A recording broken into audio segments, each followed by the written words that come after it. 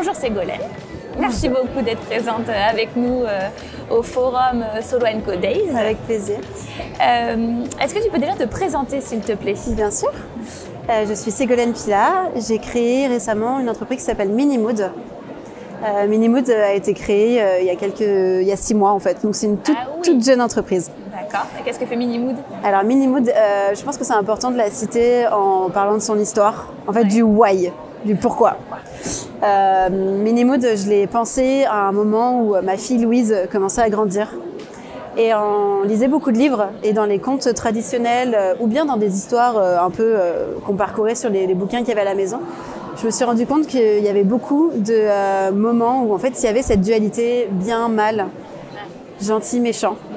Et en fait, du coup, ça m'a questionné à un moment donné sur cette notion de perception que va avoir l'enfant sur lui-même et sur le monde.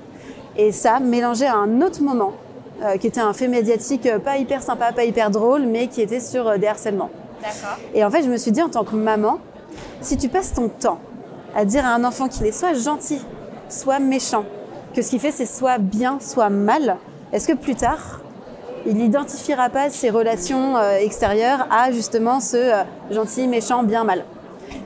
Et du coup, je me suis dit que c'était important de prendre ce train en marche qu'est l'intelligence artificielle et l'utiliser à bon escient pour créer une plateforme qui te permet de générer des histoires 100% personnalisées, des histoires qui sont douces, inclusives, éducatives et qui collent aux règles, à l'imaginaire de ton enfant.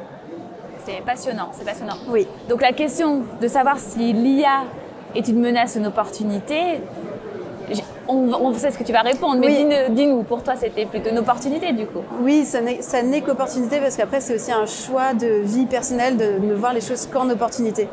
Parce que en fait, si tu reprends un peu ce schéma qu'est l'enfance, c'est les enfants, au début ils sont pas du tout autonomes et quand ils commencent à apprendre à marcher, ils tombent. Et c'est en tombant qu'on apprend à marcher. Et c'est aussi cette philosophie que j'ai moi avec cette notion d'opportunité et de menace. C'est vrai, je choisis de voir quelque chose comme une opportunité et de l'utiliser comme telle.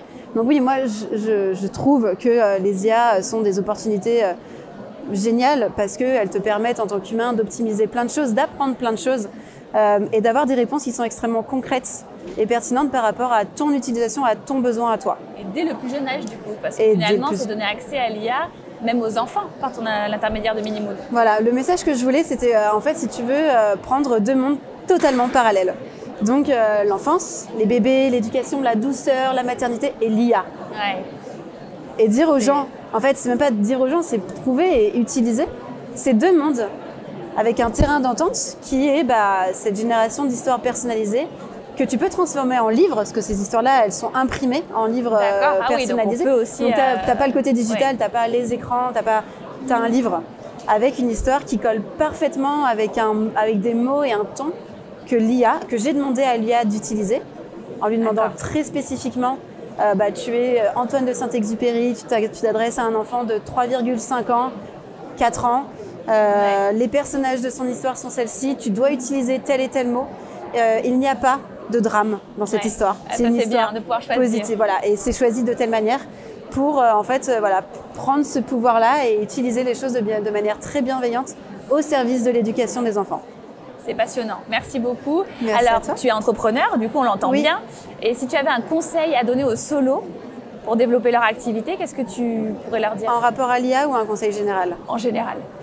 En fait, je fais beaucoup de comparatifs avec, tu vois, quand tu es en train de voyager, tu as plein de solutions. Tu peux aller à gauche, à droite. En fait, je trouve que l'entrepreneuriat, c'est un carrefour.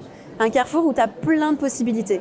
Et en fait, je pense que le conseil que je donnerais à un entrepreneur, c'est de réussir à être agile et casser son idée de « j'ai la bonne idée ». En fait, je pense qu'il faut se dire je vais emprunter cette artère en me disant que potentiellement, je vais revoir mes a priori, être à l'écoute des gens, être à l'écoute de ma future cible, être à l'écoute de mes futurs consommateurs. Et du coup, de me dire, en fait, mes croyances à moi ne sont pas la vérité. En fait, il n'y a pas une solution, il y a plein de solutions. Et juste se dire, vas-y, viens, on va toutes les écouter et on va choisir ensemble. Merci beaucoup, Ségolène, pour toutes ces bonnes informations et ce good vibes. À très bientôt. Gentil. Merci beaucoup. Merci à toi.